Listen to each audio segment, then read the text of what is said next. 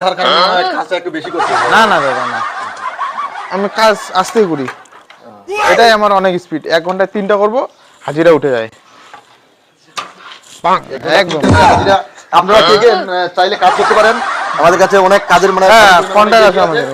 আসুন আপনাদের দেখানো হচ্ছে যে শিলিগুড়ির মধ্যে আর কি শিলিগুড়ি প্রধান এই আশেপাশে যদি কেউ মানে কাজ করতে চান তাহলে আমাদের সাথে যোগাযোগ করতে পারেন।